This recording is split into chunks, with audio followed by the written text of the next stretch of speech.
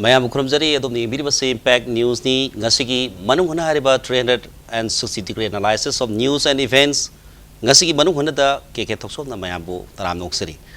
Ngasiki Anoba Lakadari government Nasiki Anoba government is Kanana same with the formation of a new government have topics da Ngasiki Impact TV studio the Langsin Duna Miribasi Aigi Hek yet Tangbada Quaitiki Matai Tang Miribasi Mingwin Panzarabada Oza AK SANATON senior journalist SANATON bunga sig Manung Hunda Taram Noksari Mathangda Kogi Mayai the Lengsin Biri Oza DHANABIR Dr. LAISHRAM social scientist Oza Busu Ngasig Manung Hunda Taram Noksari Loinana Agi Yet Tangmada Pambiri Oza CS BIJOY spokesperson BJP Manipur PRADESH Oza Ohumbo Hamangtada Taram Nosa Loinana Ngasigi formation of a new government Habisita Mayamda Koina Hectadum Makata Dum Talakan Zarage Han Bukashan Oza Director Laksage Handaki 2007 ki election na si loikre kasi nung tang tarama toy da haidok kibadi kasi tang tarahum do yore marak sida election haidok ra matung sida live si tang tani fan ba budi khogi ano ba gaba hanagi ariba government si matam si tang tani fan ba lairi haini marak sida kanana ano ba government si karamba party na sem maga phagani ro karamba party na sem ko do man jo KK THOKCHOM keno hojik phawda di lainagri ba magi party ki position si Congress ki na kunga nipan or madegi ama asom na changi badi kuntre legre ko aduga BJP ki na aseng ba phangmadi kunma thoini ada single largest majority ji Congress no weba ada sarkar ji sem matam da animak sina magi 30 plus oigadam nina 31 at least 31 di oigadam nina animak sina he claim to budi ngam dadana sarkar sembagi khogi coalition to na bagi senthok sensin matam gaina bagi pot legre Congress ki na yamganna leadership legre aduga BJP ki na leadership si hoji bawdi khoina tajaba pawdo hoji kana no werige si khangma ngamdri ko ada BJP ki da magi plus point jina mo akhogi neda ainam leba akhogi Northeast Democratic Alliance na sida NPP ga aduga akhogi Naga People's Front NPF ka aniji yawbani na aniji gi siga BJP ka alliance lerpanina somda BJP ne sarkar semba kanda moidi tangai phadana yawbugi pot leiba ani yawk ta ade mu kunma thoidu da sai ki nipal du ga kuma pal lena ade kuma pandu da mo independence amaga darma khala izara su ko ade gi di khoi tinamul ne LJP ade gi LJP ne hek lera ga di adu jung sarkar semba ya khra du ga di ko ai di masingji ya me ba ai 31 plus we dana ko aduna adugi si leire aduga Congress ki market gi namu magi leiriba hojiki ama sakhi bajiki 27 sida NP gu mujik sanga di mari wari 31 amu he suba aduna moiju sarkar ji semba yagadra idana leinari ko adu laiba luribadi hoji wahang ama laiba si leadership se BJP kanano we gadage se koigi se BJP damakta sang no wajarak laba adigi nahaju yam weriba yam energetic weba masama thongju phajaba akoi thongju kendragi biswaji sina oigadra natragana Sri Birenji yam ngalingedi civil society organization digi lakpa grassroots level gi yam understand to yam matik sa mi mani masu mana khoigi Congress tagi tolaga BJP sang phajda sumagi tongan ba agreement nama agenda ma purga laeba yanaba ma ko mayam gaso masage agenda am ju yawriba as agenda du yanguraga di madi thoina Manipur gi laiba political issue sida singtam gi ani gi problem sida koi Manipur gi apunba saktam ngak pagi Manipur gi any hojilaiba naga gi issue se sigi mayok ta di laiba ada mana lusingbo weragana NPM na kamai toba laiji question jiba adagi di biswajina weragana magi khoigi Sri Biren gi magi seniority da yengasu adai khara lebanga pode state craft khara magi keno khara lejaidana mai magun khara leidana ko adugi pot ama lerem gadra si loyinga ga hojik luri basidi mathang nai narakpada khana ba da nuai ne khali kari ma sarkar seme khalajine NPF yauna Manipur gi civil society organization sa mayam jing sai uti langnari ba yamna kari wera kadoi no se ko zaman tak kita oza da BJP gi spokesperson oza BIJOY da laksage hariba NPF ki mamang di election mamang di Pre-poll Alliance tawroi na BJP na hari matung da akoi NPF na sagol ke haraga di logo dra masi BJP ki double tang oiba thodok ama oiroidra masi batang da zakari habini masadi akoi NPF na support tawgani habisi BJP da atamna tawgani na moi stand ha bada lagide any non Congress tawro pataraga di kari non Congress government moi support tawni na already stands in lokthokraba madu lok announce non Congress government da sarkar sen bi possibility nearest lies BJP aduna makoi loriba stand na BJP da favorable lagani hoji bugre ena telephone matat ki da tajari se NPF se outside support raga government formation to the outside support the no outside support lowi loroi kai the haina da wafam ne masidi kari ga manage da patient amna hospital pur kanda ai hindu ni ka pi ido kana gino akoi muslim gira christian gira mit chabrai hangna ba cha mane ba akoi logical oidam the by chance outside support ga su governor na physical appearance to haraga di pulap lepa gi matu ta da bro sido nati adu di already to grone outside support tawraga governor ma lo na pere tawram ne ba aduga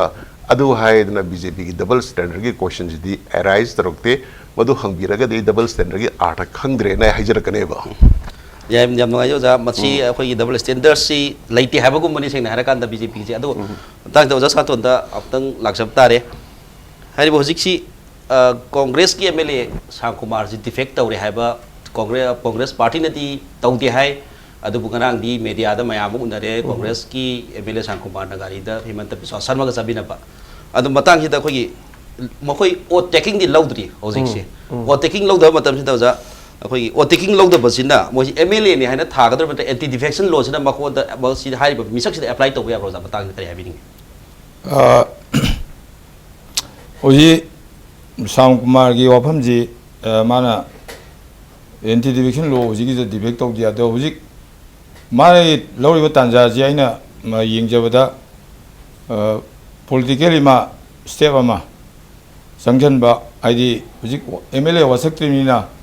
को speaker लाकांदा डिबेक्शन की आइ inter कोगी कनोमा port time speaker हम खलगा speaker हम खंगनी speaker खलकांदा मदुई procedure सी लाकांदा मा सुमाना माई कनागम चोंगजु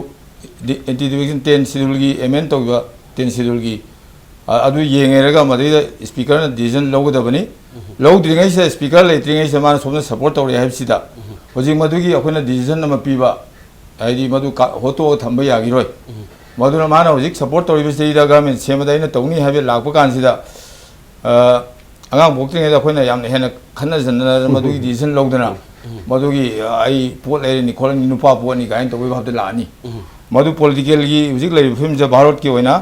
anti defection Ahaan बा पास तो 85 अमसुंग अकोम तो 2002 की सेई द पूरा एमेंट तोना पूरा थिंगी बजी द स्वाइ द बहुदी चपे याई कायन याम लेदे क्लोज खरा अदु लेना गवर्नर की रोल अमसुंग कनो की स्पीकर की रोल सिंगे स्टेट ता मदि खुलुंग चाव लोगना मागी पार्टी की गवर्नर ओइबा ओइदबा खरा चिंगनिंगाई ओइबा अखोइद मयाम लेग्रे डॉक द काबा स्पीकर लेग्रे मदु कोना लाजनु अदु होजि फाउदी माना क्लेम तौबसिदा कांग्रेस से तौदे है अदो अखोइना येंगदो कांसिदा मसिंगदि सोमदा सुरे हरमिना आदि स्टेट क्लेम तौवाजि मसिंग अम हाना लेगदम फर्स्ट ता मसिंगदु हुजि लाइदि करे हाय लागेदा पार्टी लार्जेस्ट पार्टी दो मदुदा इनवाइट तौनेना संविधान की वाज अखोइना अदो पलुबसिदि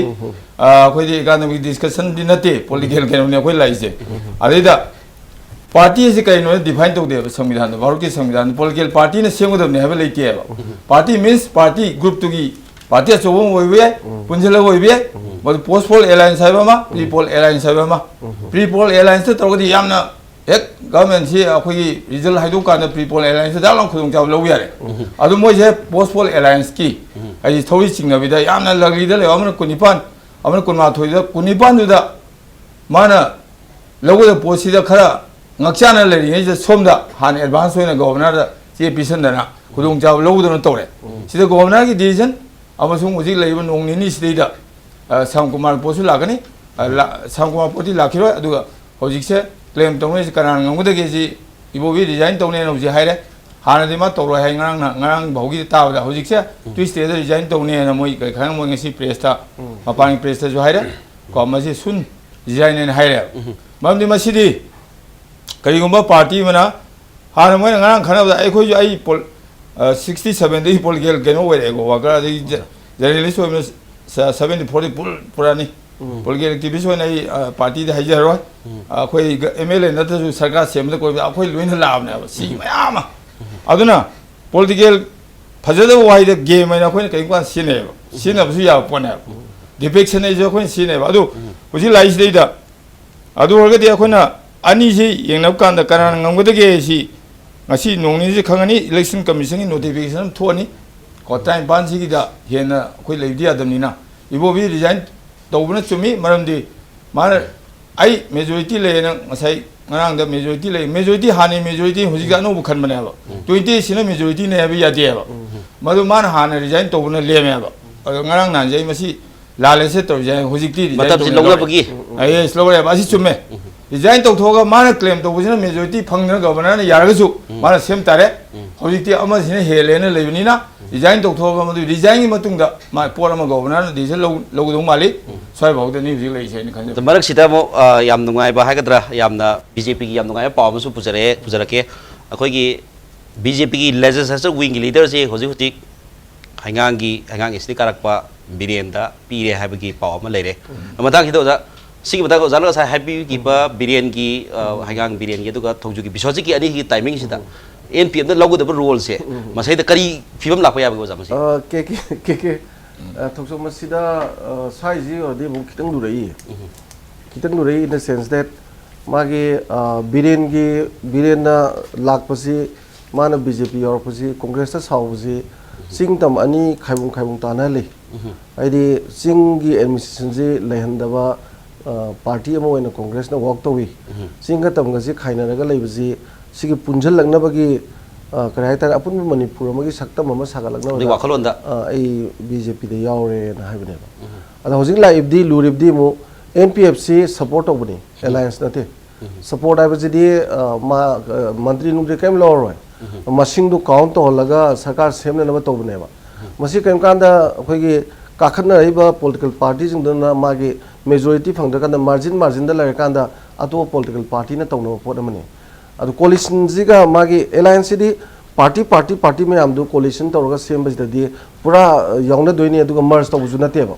ada NPFC na mapaldagi sogalpa matamda hoji laiba issue di NPF hariba political parties agenda ma yaudana ma support tawroiba magi agenda ma yaudana support sutok tawroiba ada agenda ji mana yaw kana support tawba matamda agenda du mana pige na khalaga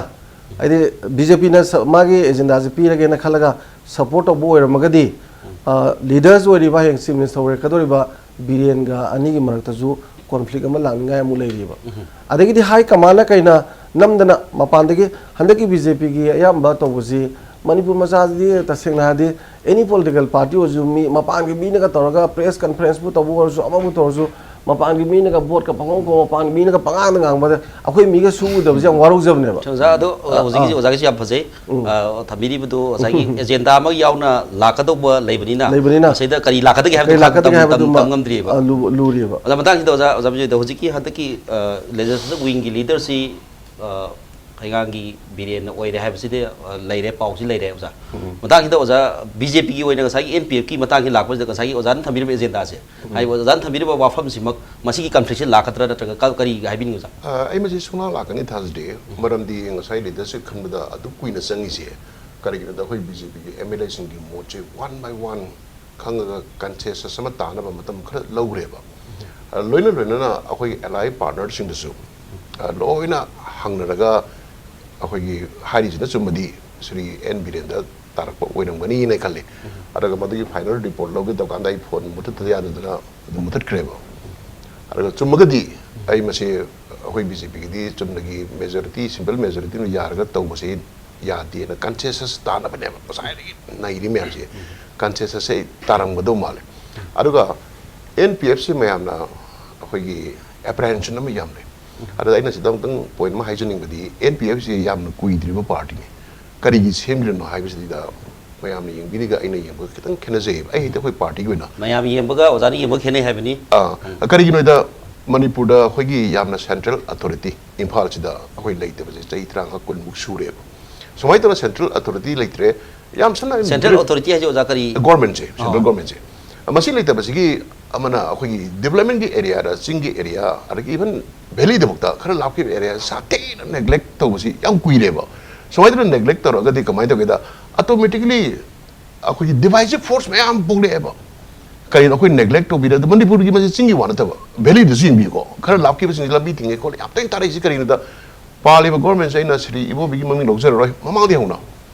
akhoi gi akan ma government ma ler tab si kui le ba akan ma hai ba art din na pu sa sun to ba police na mi pu ba si wa phum na te ko kasin ko da kari wali kari soli akhoi unemployment kaya no kari taro sari publishing se adagi matang da ozana akan ba hai ga doisi akhoi gi opposition si fail oi natraga si no opposition ki de opposition khang de ruling khang de akhoi assembly le mi 60 mak se araba lam de karak por su moi kendra gi keno si yam neglect we once impulse the mai gi keno basi kui ni yang selatum number moi dina divisive forces polok paneba once hojik ABM ki su akhoi BJP agenda se only development good governance sai mai magi kendra ching da chakholan ji cha manana koila sa ji cha manana chakthung pithung manan ji hai ba kan da makoi automatically akhoi common minimum program haini mayam na akhoi agenda governance se masida loin pusilakani adaga BJP ga yana ba kan da akhoi false promise ka pangtau tarmoi akhoi ngasai gi moi gi phongi ba manifesto sing akhoi gi division document mayam sida manam mayam da masida woi changchen ji na tawbada yana rak boi rang le sweden adaga issue masa adam kan crop up torom basi adubu loina mak khoi consensus tar ka da hojik se announce tor in khale yam sena harabada hojik lai pa BJP ki legislature wing gi leader ama siri hangang kendra di kabirak pa nangthom birian bukhan ba habasi yamna khoi gi BJP ki legislature mayam yam kumna khanna matung da orak po orak gone habse ozan thambi yam ngai je adumakpu oza sa thon da laksake hadak je akhoi gi lairiba condition si the BJP na boiro Congress na boiro government amadi soidin laitaba yararoi adumakpu hadaksi mamang da sahi 15 Congress ki lakhi palenga ka sida opposition bench da totally fail oibagum amadi oza uba phangbra na khanjega asi matang da hanaki matang di Congress boiro BJP boiro strong opposition ama lakatra na khanjaba sida masi Manipur da karamba changing lakata ki masi matang da oza hapeta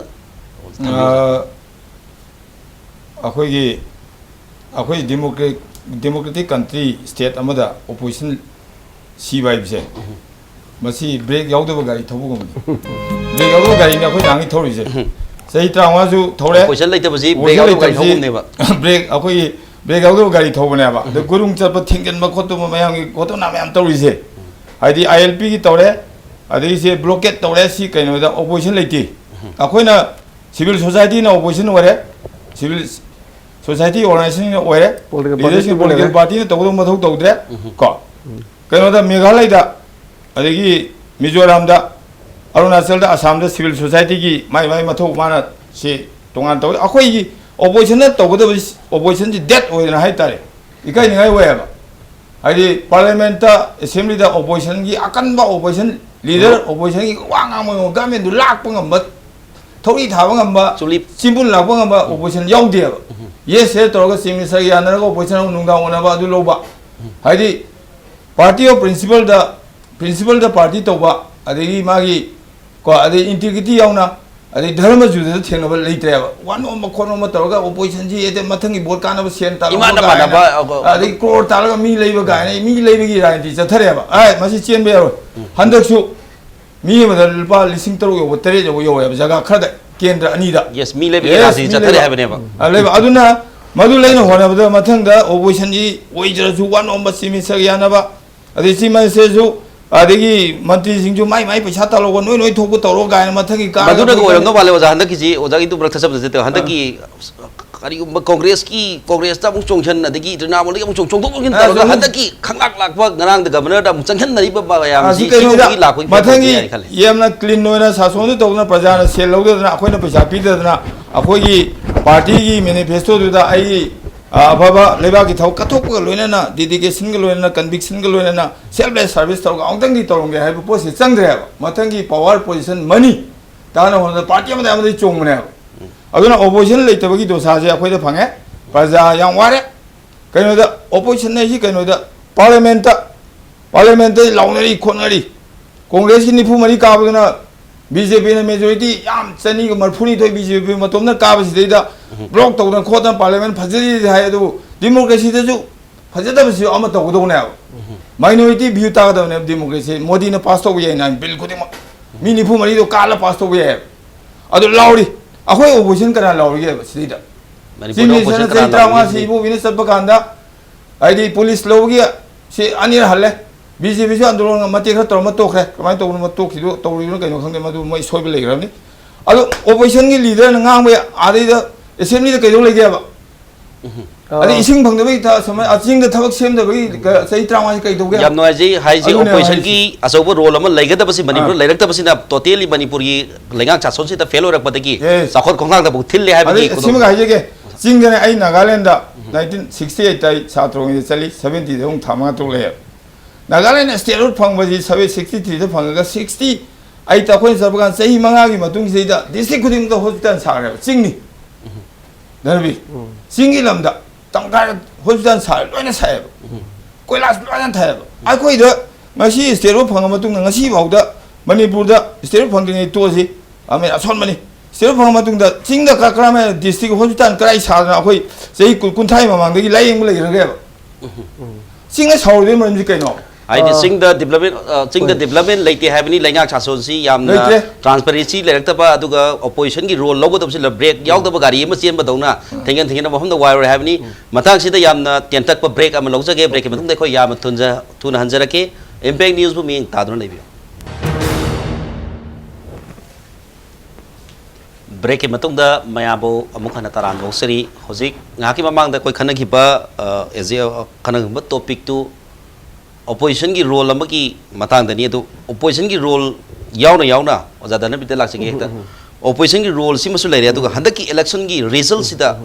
यामना फजबा हागदा फजदबा हागदरा मयामना नोंग सुबा सुदबा तीतना हराव नुंगायबा फोंदोकपा बंबुला थाबा थाबल song मयाम यावखरे मसी ममांग ILP की issue अदुगा territorial integrity की issue अतुप issue मयाम rubber bullet चागिबा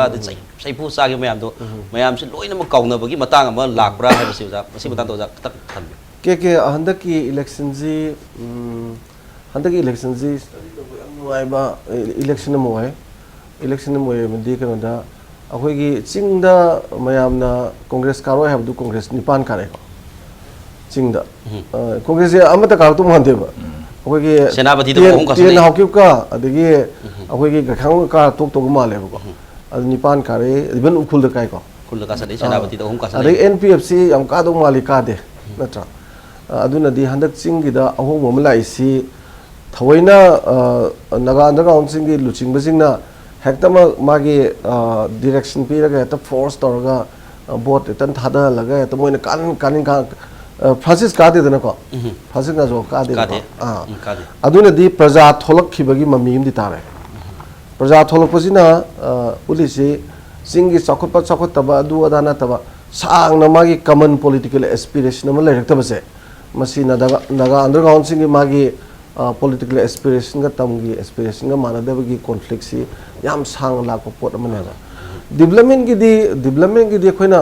होय चिंग the चखोते अदा तौदे हाबदि या दुगा तसेंग development की मागी वाहन थोकती इंडिया की डेवलपमेंट इकोनॉमी सिस्टम इटसेल्फ से कैपिटलिस्ट इकोनॉमी नि नको तमदजु चरा नोखनबा ngam मी मसिंग थिंगम दे ले चिंग द अखोगी मनिमुक्ताना चिंग वना चाक थोगा समूह मयागी दलान द लेब चिंग निजम लेबको आइदी हेता अखोगी नागालैंड की ईस्टर्न नागालैंड के दुमाइना लोथा होय कोन्या होय के होय तो दुमाइना क्लाक मसा मु वइबा अदगिदी युम कई मो याम चाजदबा अफबा युम मो सा फंगदबा मदु नते बखोइसदा माय खेनरीजे ओनली खेनरीजे common political aspiration from the very beginning अमक ट्रे अदुगा कॉमन पॉलिटिकल सोशलाइजेशन जु ngamdre मरमदी इंडियन पॉलिटिकल सिस्टम दा कैपिटलिज्म की पोसिन जु मागी टू सम एक्सटेंट मसी जु इंपैक्ट लेबको अदगी तमदना मु हंदकी सिदा खोइना तमबाक त खोइ बीजेपी याम काने बा मयामना आशा तौनदे बीजेपी नै तौई बीजेपी की मसिंग नि फुल मथ काने गायना दम हाइको अदा तौंद्रि सिदा कइगिनो दा ngalingeda 2012 ta congress am kawai maramji territorial integrity ki issue da kakhar khibne madugi posi magi remna hangover to ga sumle buji le buji handak si adugi issue du khara pukhaleba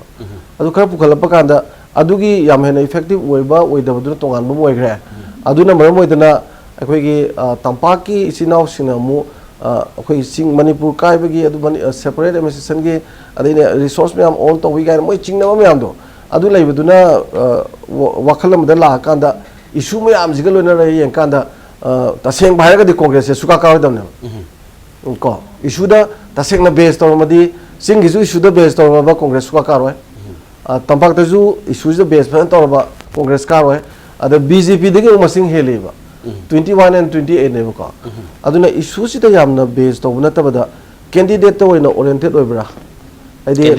party oriented ta ba BJP kasu oriented oide congress kasu oriented oide party ko wafam thi da mi du da mi phagadu man ban like ke de se ko joy kishanji congress hoina kai margin BJP ju kara me adi BJP de ki yamna hena landslide victory ne ko adu BJP de ki mana congress kara ko mutam sida kara tabi ya ba party oriented odi ko adu maksuna tra sigum khudam yam lai gre aduna aina thamjaning bada hojikta khoida laibak thiri di India ki whole the political system economic system je khoina yam phajane in depth analysis to kanda laiba problem di multi party system ki coalition je sarkar chukai kai ba se hojik BJP je sahi manga pai ki bi ba manipur miyam ki damakta laibak thiga dori di BJP na sahi manga pai ba sida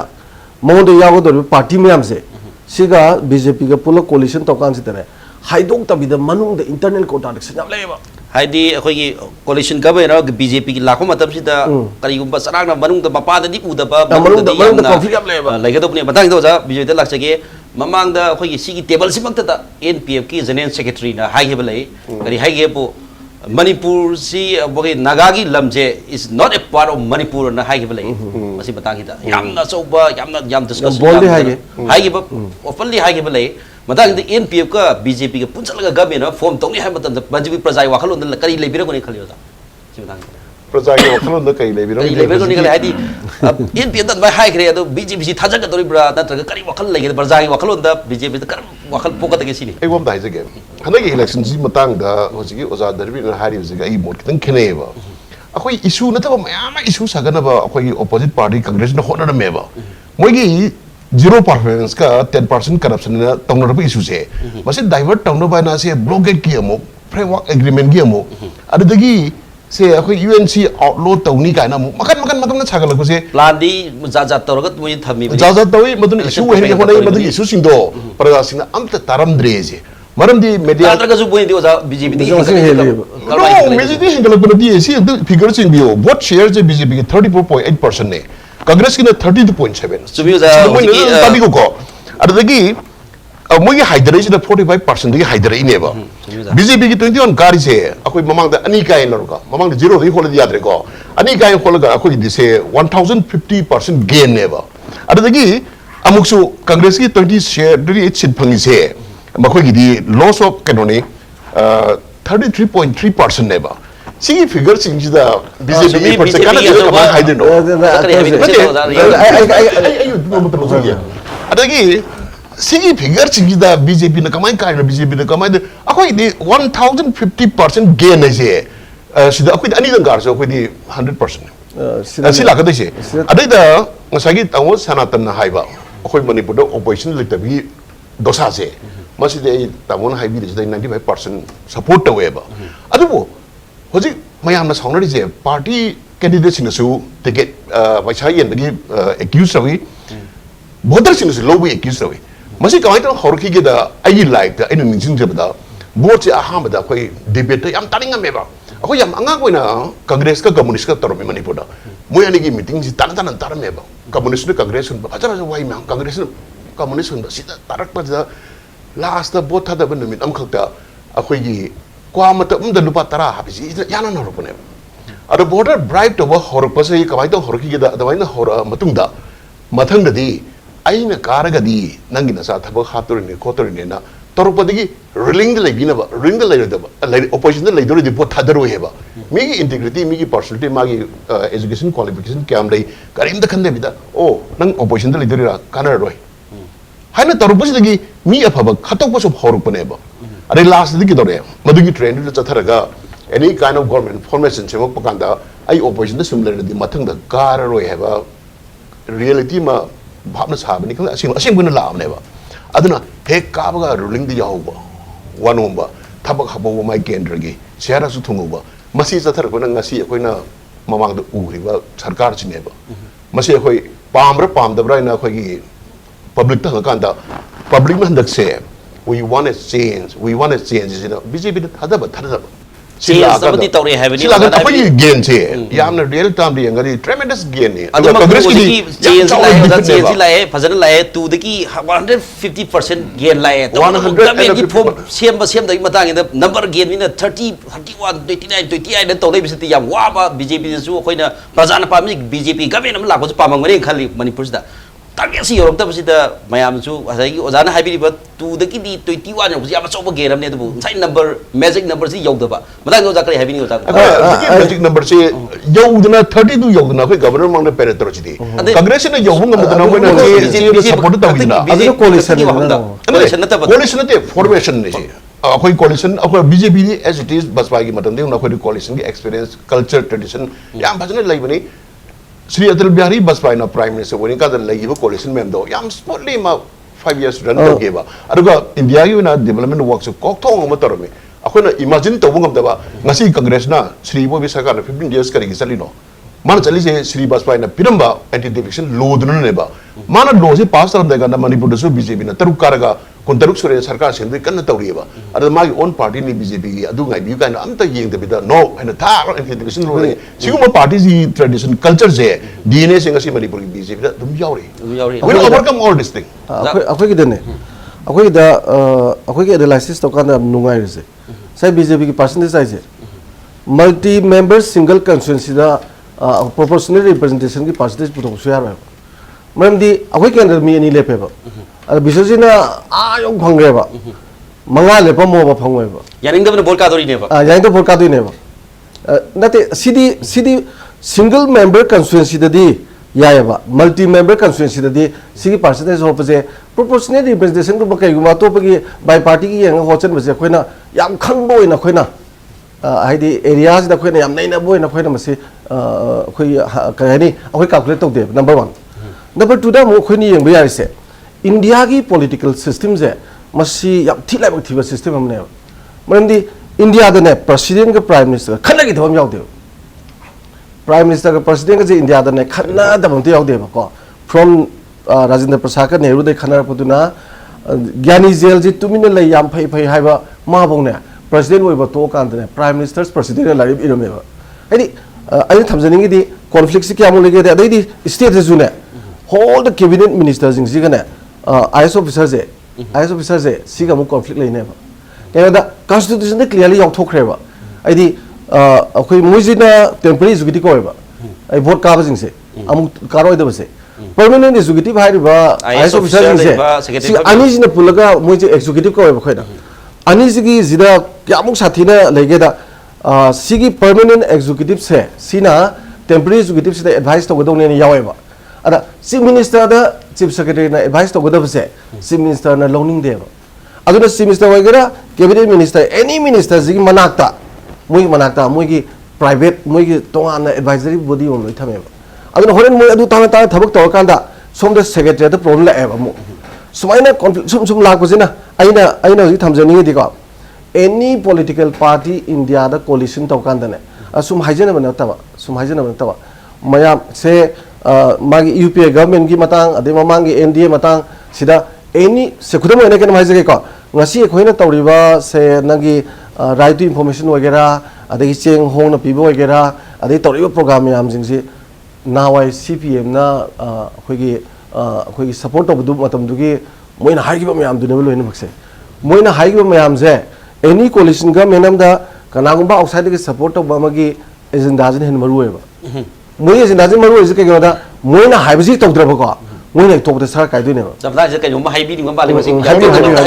oja dan bi na haibi ai election tum jogi tawne ai no sai je figure do okoi BJP na khotpa angana te election commission of India gi se thador ki ba number 1 adagi ओजा Dhanbir सिगी figure से अखोई accept तौदे हारिसे अखोई से कनारो SIM इन हंगनिंगी को please okay को अखोई multi party system दले बना अदुगा multi party system electoral reform तौबु काइसिदी अखोई से खनदिबा परव्यूजी वांग मदनेबा अखोई नजिक तौरिदी इलेक्टोरल प्रोसेस से रिफॉर्म तब दरकार है it is in much higher forum to discuss सबने इंडिया की होजी एडमिनिस्ट्रेशन की मोंग से रिफॉर्म दरकार है जो it should be discuss in parliament and other higher thing अखोई स्टोरी दोज द याना high sounding word capitalism and so marxism सिसी पुसन बदने आई खंबदा अखोई दगा साइ पिगदेबा टॉपिक सिदगी सनातोराम याम चटलेन खन पॉलिसी लापई वारी मता खिदा जा अमा बोरो बसिदा अखोई खनरी बसिदा खितंग हेंतोक हेंजिन वातो वासिन हाबसिमति नते द के सी द सिगी फिगर आइन पथोगा सि मयाम द हाइजरी से अखोई बीजेपी न सेम फिगर नते अखोई न रिकॉग्नाइज तौरगा इलेक्शन थेंगदिबा इलेक्शन कमीशन ऑफ इंडिया से सिन थादरपा फिगर लेबा इलेक्शन अखोई मणिपुर दे सिट कद खलेबा फिगर दे हाबनी ओदा मता ओजा सा तो दलाक सगी ओजा सा तो मसी मता खिदा सागी कोलिशन का बेन लाख मतम सिदा एनपीएफ ना लौरकदब रोल अदुगा बीजेपी की गवर्नमेंट अमदि मयाम आशा तौरी कांग्रेस सही 15 गवर्नमेंट पाइखर मतुंगदा बीजेपी की मी अनी दगी कुनमाथो यूरोपसिद याम असौबा एक्सपेक्टेशन आशा अमग लोइना मणिपुर प्रजा मयामना बीजेपी गवर्नमेंट अमा आशा तौरी हाइन लौए तो मतागिद कोलिशन गवर्नमेंट अमा एनपीएफ नत्रक एनपीपी सु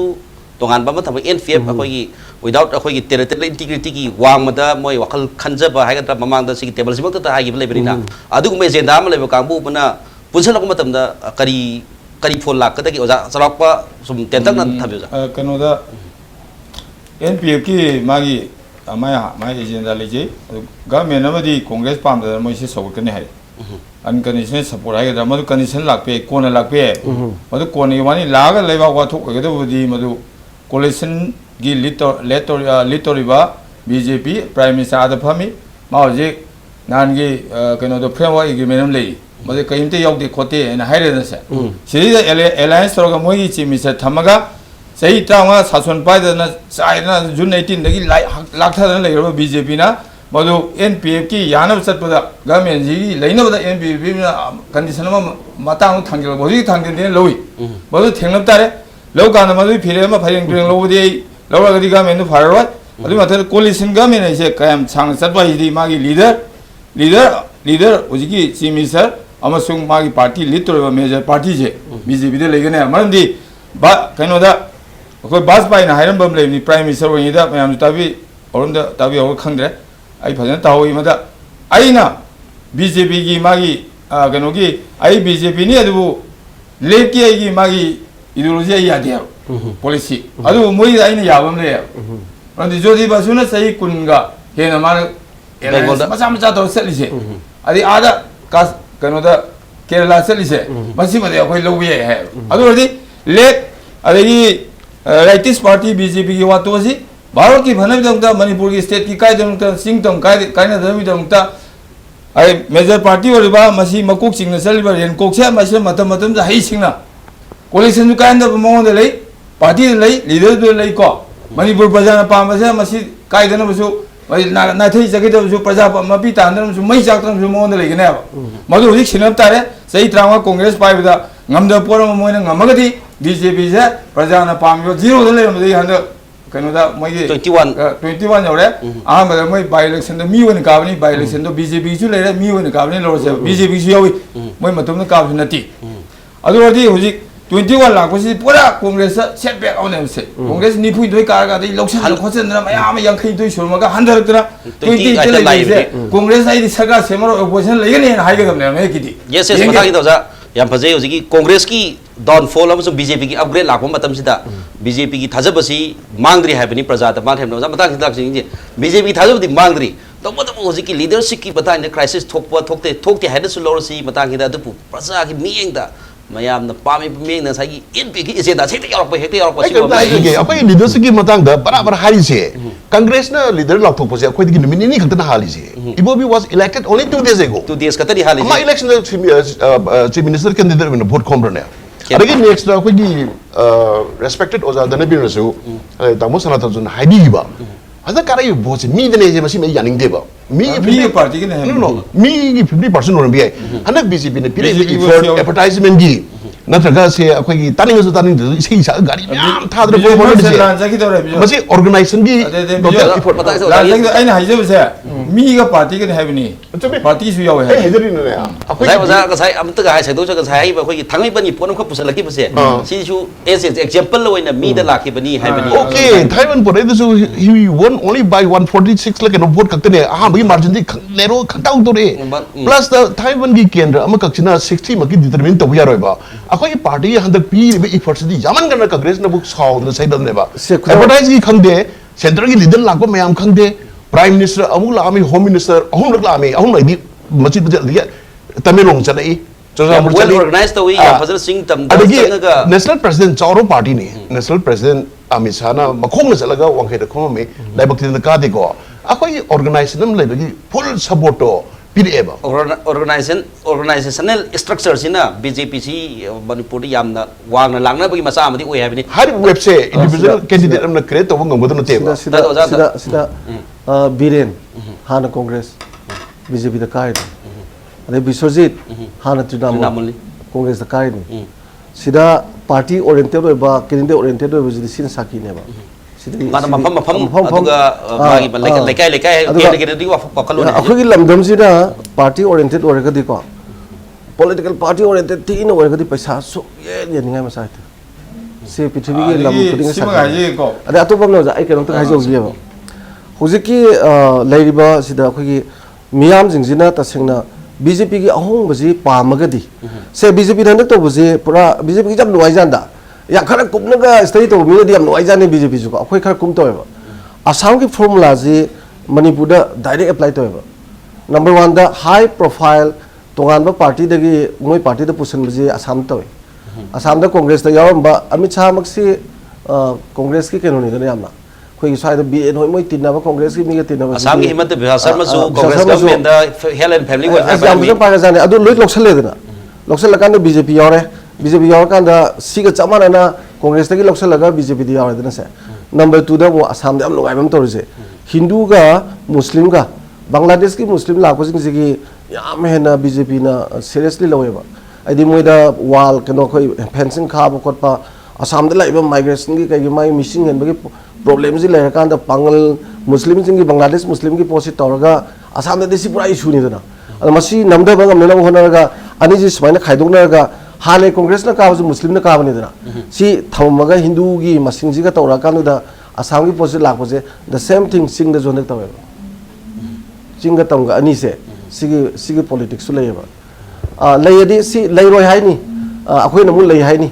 कईदा पॉलिटिकल पार्टी दगे अखोय सिविल सोसाइटी ऑर्गेनाइजेशन के अखोय ग्रास लेवल चप्पा थबक तो मे आम जिंग मागी तोगान तोगान माई केनो सिंग जी येंबदा अदुगा खितन खेनबजे असम का मणिपुर का येंगनबदा BJP ने याम सिंगबा मा तौबजे हंदा मणिपुर दा उरिजिना असम ददी from the very beginning chief minister candidateship से लाउथेबा गन लाउथोखरे औ लाउथेबा मणिपुर लाउथोक्तेबा लाउथोक्तबजिन मोयदना चीफ मिनिस्टर आइनो बिया माय केन द board खोमबदा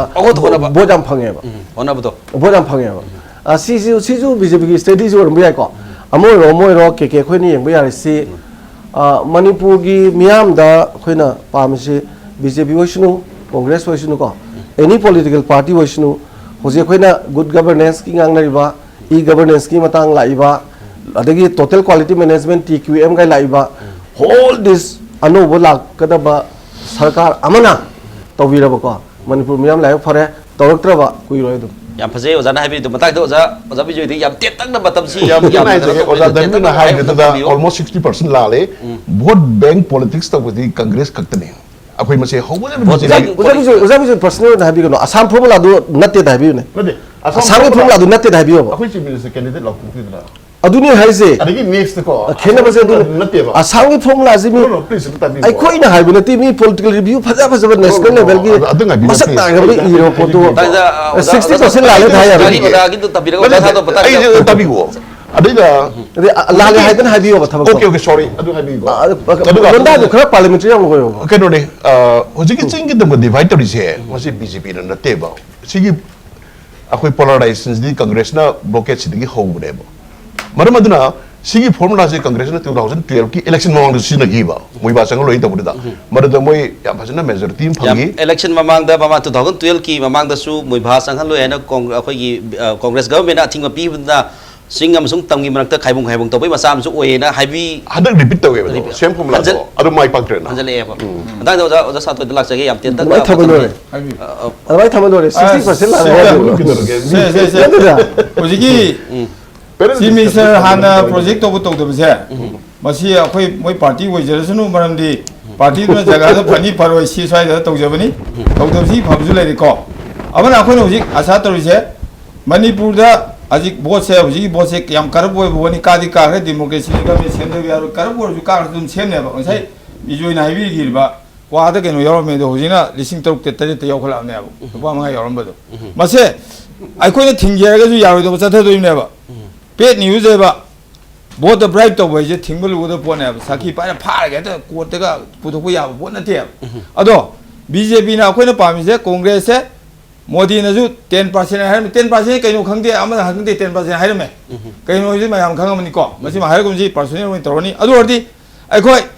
hen clean noi baga menam sem nga sai kai no na lau thok re Prakash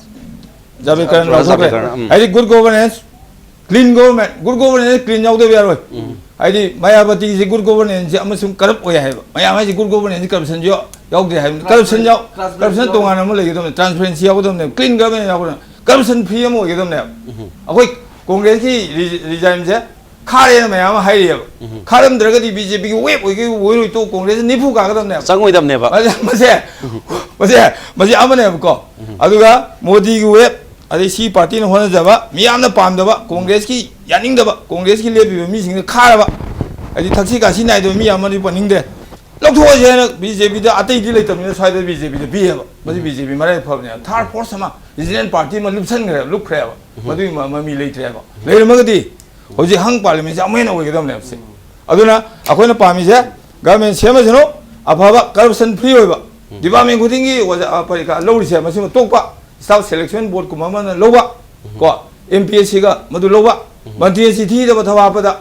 legislature mai ma thok to ba executive ne ma thok to ba akhoi mantri mi ni ai mi ni wano ma ga isa constable ha ko ne se to ba madu BJP na akhoi ni yingi loisal lakpa da khoi gi oja sa to na haibiri ba Manipur da Congress government oisinu BJP government oisinu regional parties no any party oisinu corruption free oiba isa thabak hapda pesa pi taba yamna sumba staff selection commission thamaga yamna niti niyom sumna thabak loba afaba government ma good governance with clean government ma lakpa haiba wakalo sida lagadi hena khudong saba hena phaba Manipur ma oigani haiba wafam se sa don thambi yam pajai ngasini masigi khoi formation of a new government haiba agenda topic asida khoi lengbi rakli oja Sanaton amadi oja DHANABIR loilona oja BIJOY ahum makpu ngasi table asida phaminaraga khana nei na bagi dokta yama hanana thagatsari matung dasu amu hanna khana bada kodong haiba dekta harau rau lagina ba lakpina basu thamjage matang hita ngasi gi manu hona program asi matang se losinjari mayambu amu khana khurumjari